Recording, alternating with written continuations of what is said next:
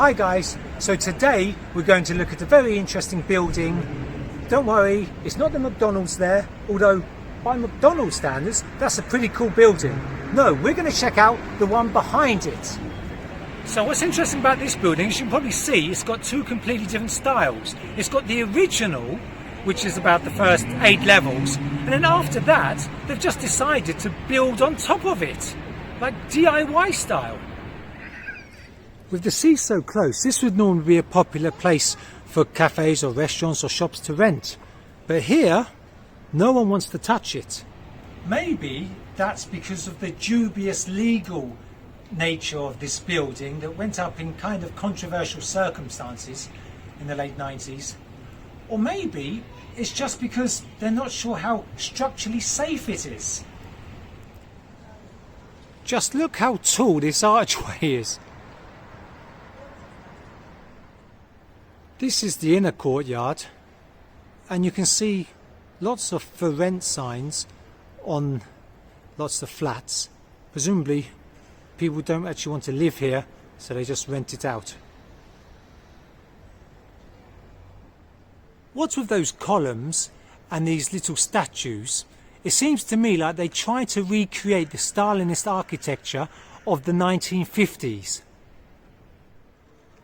Again, what should be prime retail estate at the bottom of the building lies just completely empty. It's amazing to think that it's only 20 years old. So as if living here wasn't miserable enough, you've even got to pay to use the lift every time. So I've never paid to go in a lift before, first time for everything. But the view's kind of cool, as you can see. Being dwarfed by some of the new buildings going up around it. This should be a really desirable place to live, but they've just let it get in a state of complete neglect. So I want to go down now, and guess what? I've got to pay another 20 mini lari. So if you lived here, it could be quite expensive and inconvenient if you need to get down 12 levels or more and you don't happen to have any spare change on you. Unbelievable. We're on our way down and somebody else wants to get in lift, which is fair enough. And then all of a sudden it seems that for every stop you've got to pay 20 mini lari. So this is around the building, and again, you know, being so close to the sea, you know, it should be a really desirable place to live. But the fact that it's sort of empty around the bottom just makes it seem anything but desirable. So this building is kind of cool, but I found an even more interesting one when I was in the capital city.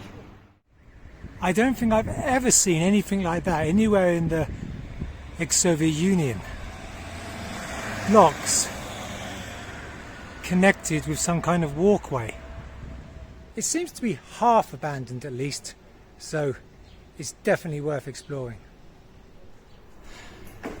Well, certainly got to have a go, see if we can have a walk along them, don't we? It involves going up lots of dark little steps first of all, but should get there in the end.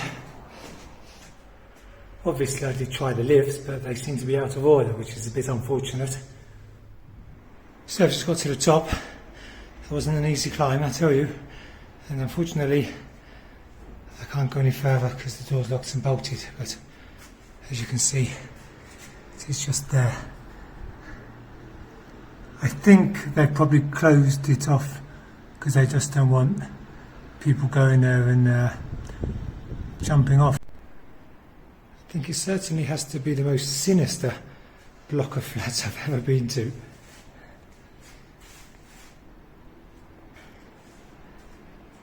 Probably not held by the reputation of being a place where people come to terminate their lives by jumping off the walkways. The idea was quite simple, quite ingenious really. By connecting the blocks, it means that hundreds, if not even a few thousand people that all live in this huge estate can get to their homes without actually climbing any steps.